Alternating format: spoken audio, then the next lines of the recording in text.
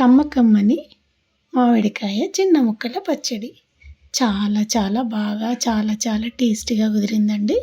ఈ సమ్మర్కి నేను పెట్టిన ఫస్ట్ పచ్చడి అన్నమాట.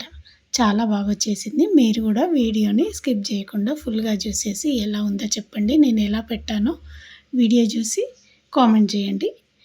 అందరికీ నమస్కారం. వెల్కమ్ టు మన పరిచయం. నేను మీ ఉమ్మ. ఇప్పుడు మన వీడియోలోకి వెళ్ళిపోదాం. నేనైతే ఒక 2 మామిడికాయలు 3 మామిడికాయలు కోసుకున్నానండి. ఇవి మా చెట్టు మామిడికాయలే. వీటిని నీట్గా కడిగేసుకొని తూడ్చుకొని ఇలా చిన్న చిన్న ముక్కలుగా కట్ చేసుకున్నాను. తర్వాత స్టవ్ పైన బాండి పెట్టి అందులో మెంతులు కొంచెం జీలకర్ర వేసి సన్నని మంట మీద వేయించుకున్నాను. మనకు ఈ పౌడర్తోనే రుచి వస్తుందండి. అందుకే వీటిని మాడనివ్వకుండా చాలా జాగ్రత్తగా వేయించుకోవాలి. ఇవి వేయించుకొని పౌడర్ చేసుకున్నాను. తర్వాత 1 కప్పు ఆవాలు, వీటిని కూడా పౌడర్ చేసుకున్నాను. ఆవాలు అయితే నేను వేయించుకోలేదు, పచ్చి ఆవ పొడే వేస్తాను కాబట్టి. తర్వాత బాండిలో ఆయిల్ వేసి పల్లి నూనె వాడతానండి నేను. పల్లి నూనె, అందులో పోపు దినుసులు జీలకర్ర ఆవాలు వేసి అవి చిటపటలాడిన తర్వాత 1 ఎండుమిర్చి, అలాగే వెల్లుల్లి రెబ్బలు, కొంచెం ఇంగువ వేసి కొంచెం కరివేపాకు వేసి పోపు పెట్టుకోవాలి.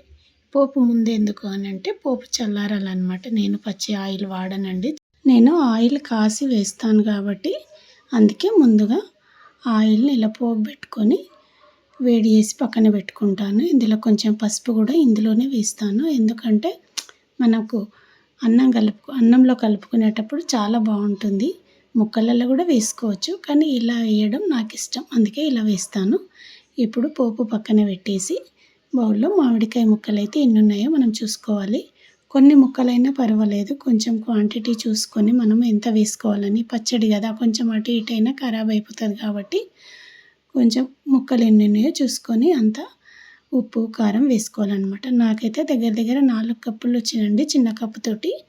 అందులో ఒక 1/2 కప్ సాల్ట్ వేసుకున్నాను. హాఫ్ కప్ కంటే కొంచెం ఎక్కువ కారం వేసుకున్నానండి. 1 కప్ అయితే వేసుకోలేదు, ఎందుకంటే మామిడికాయ ముక్కలు మనకు పులుపు లేవన్నమాట. ఎందుకంటే లేత మామిడికాయలు కదా, అందుకని కొంచెం తక్కువ వేసుకుంటాను. 1 స్పూన్ జీలకర్ర మెంతుల పొడి, అలాగే ఒక 1/2 కప్పు ఆవాల పిండి, ఇవన్నీ వేసి ఇలా నీట్గా అంతా కలిపేసుకొని తర్వాత ఇందులో మనం పోపు పెట్టుకున్నాం కదా ఆయిల్, అది ఇందులో వేసి మంచిగా గరిటెతో కలుపుకోవాలన్నమాట. కలుపుకున్న తర్వాత మూత పెట్టి పక్కన పెడితే ఒక 2-3 గంటల తర్వాత ఆయిల్ అంతా పైకి వచ్చేసి పచ్చడి టేస్టీగా చాలా బాగుంటుందండి. నేను నైట్ టైం కలిపాను కాబట్టి అలా కలిపేసి మూత పెట్టి పక్కన ఉంచాను. మార్నింగ్ లేచి చూస్తే చాలా కలర్ఫుల్గా వచ్చేసిందండి. చాలా బాగా కుదిరింది. చాలా హ్యాపీగా అనిపించింది. మనం చేసింది ఏదైనా కుదిరినా చాలా బాగా వచ్చినా హ్యాపీగా అనిపిస్తుంది కదా. నాకైతే చాలా హ్యాపీగా అనిపించింది. అన్నం వేసుకొని తింటే మాత్రం చాలా నచ్చేసింది. ఏది ఎక్కువ తక్కువ కాలేదు, అన్నీ కుదిరిపోయాయి అన్నమాట. అలా వేడి అన్నంలో ఆవకాయ పచ్చడి కొంచెం నెయ్యి వేసుకొని తింటే ఆహా ఏముంటుంది, ఇంకేం కర్రీ అవసరం లేదు. ఈ కొత్తగా ఆవకాయ ఉన్న రోజులు మా ఇంట్లో అయితే మొత్తం ఇవే పచ్చడి. అందరికి కావాల్సింది, అందరికి ఇష్టమే. మేమైతే పచ్చడితోటే ఎక్కువగా తింటాం. సమ్మర్ అని చూడము, ఏమని చూడము. కొత్త ఆవకాయ ఉన్న రోజులు కొత్త ఆవకాయనే తింటాం. ఎప్పుడు తినాల్సింది అప్పుడు తినాలి, అంతే కదా. మీరేమంటారు? నచ్చిందా వీడియోని అయితే చూసిన వాళ్ళందరూ సబ్స్క్రైబ్ చేసుకోకపోతే సబ్స్క్రైబ్ చేసుకోండి. ఇలాంటి వీడియోలు ఇంకా కావాలని అనుకుంటే మా ఛానల్ని ఫాలో అవ్వండి. ఎలా ఉందో ఒక కామెంట్ అయితే చేసి లైక్ చేయండి, షేర్ చేయండి. ఇంకా మంచి వీడియోలు మీకు అందించడానికి ప్రయత్నిస్తాను. Thank you.